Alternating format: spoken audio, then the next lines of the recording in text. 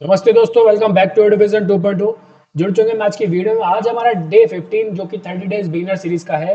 आज हम बात करेंगे डेब्ट टू इक्विटी। जो टॉपिक हमारा आज का है वो क्या है? डेब्ट टू इक्विटी।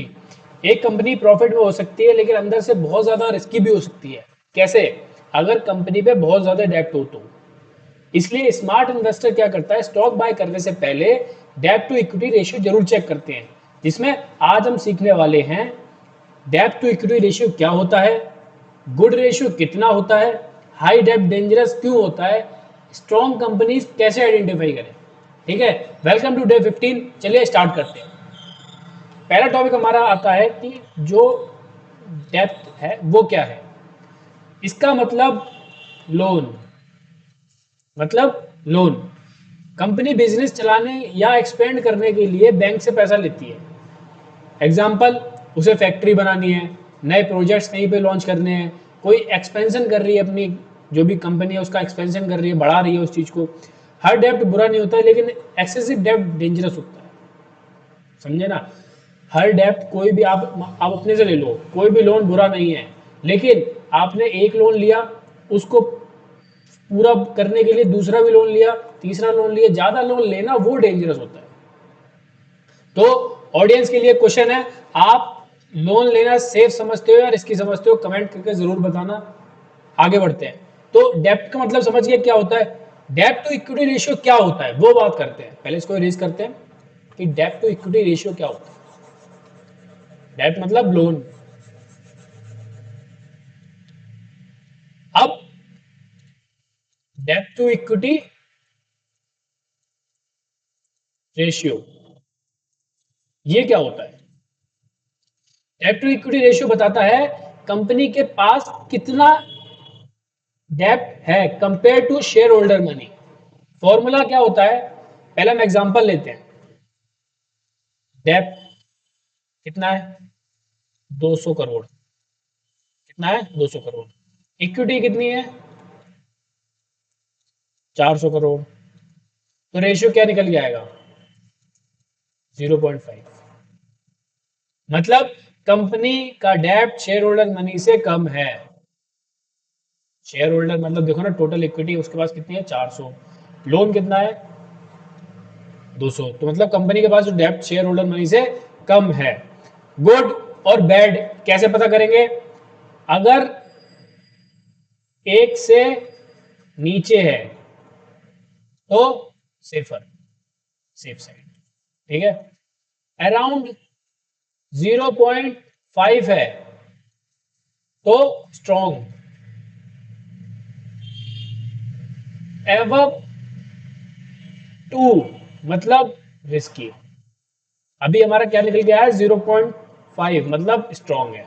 लेकिन इंडस्ट्री कंपेयर करना इंपॉर्टेंट होता है। ऐसा नहीं है कि आप इंडस्ट्री से इंडस्ट्री कंपेयर करनी है। ये नहीं है फार्मा से एग्रीकल्चर कर रहे हो, एग्रीकल्चर से नहीं। इंडस्ट्री कंपेयर करना बहुत इंपॉर्टेंट है।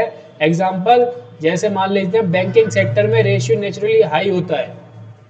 किसमें? बैंकिंग सेक्टर में रेशियो हाई रहता है। तो इस चीज के इंडस्ट्री कंपेयर करना बहुत ज्यादा इंपॉर्टेंट है।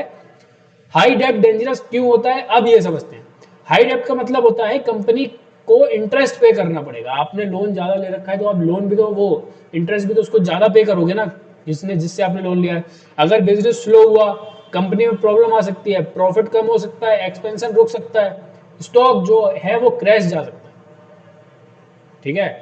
तो ये मतलब जो हाई डेब्ट है वो इसलिए रिस्की होता है। इसलिए अगर मान लो बिजनेस आपका स्लो हुआ, कंपनी में प्रॉब्लम आएगी। ठीक है। मैं कह रहा हूँ भाई 1000 करोड़ का बिजनेस कर रहे थे। ठीक है। अब वो 500 करोड़ रह गया तो कंपनी में अब आगे आपने ये 1000 करोड़ का जो भी काम कर रहे थे वो डेब्ट पूरा लोन पे था। ठीक है। तो अब आगे कंपनी को वो जिससे आपने लोन लिया है उसको आप इंटरेस्ट पे तो करोगे ही करोगे। तो वो कहाँ से करोगे? पहले आप 1000 करोड़ का कमा रहे थे, कंपनी आपकी फिर 500 रह गई, लेकिन वो लोन तो पूरा 1000 का था। 1000 पे ही तो इंटरेस्ट लगाएगी। जो जिसमें भी जिस कंपनी ने आपको लोन दिया है, आपकी कंपनी को लोन दिया है, वो 1000 करोड़ पे ही तो इंटरेस्ट लेगी। लेकिन आपका बिजनेस हुआ ही नहीं उस लेवल का। ठीक है। तो प्रॉफिट कम हो सकता है, एक्सपेंशन जो है वो रुक सकता है, स्टॉक भी क्रैश होगा। जब इतनी सारी दिक्कतें आएगी कंपनी के अंदर तो जो स्टॉक होता है तभी वो क्रैश होता है। ठीक है। स्मार्ट इन्वेस्टर क्या दिखता है? स्मार्ट इन्वेस्टर, पहले इसको इरेज करते हैं फिर स्मार्ट इन्वेस्टर की बात करते हैं।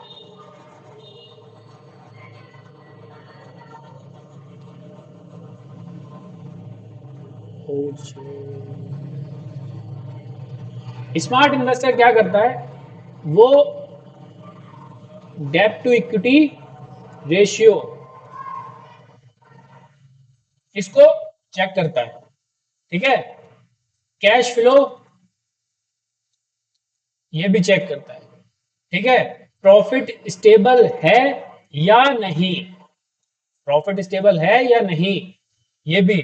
लो डेट, एक लो डेट प्लस स्ट्रॉन्ग प्रॉफिट, मतलब कंपनी जो है वो स्ट्रॉन्ग है, मतलब कंपनी स्ट्रॉन्ग है। अब एक एग्जांपल लेते हैं, एक कंपनी है ए, कौन सी कंपनी है, ए। उसका जो डेट टू इक्विटी रेशियो है वो कितना है, 0.4, ठीक है। और एक कंपनी है बी, इसका डेट टू इक्विटी रेशियो है 3.5। कौन सी सेफर है, कमेंट सेक्शन में जरूर बताना, ओके। इसका आंसर मैं क्विज में डाल दूंगा, उससे आप चेक कर सकते हैं, ठीक है। अब जैसा कि हम हर वीडियो में बात करते हैं बिगनर्स मिस्टेक की, वो क्या करते हैं, बिगनर्स मिस्टेक क्या करते हैं वो चलिए समझते हैं।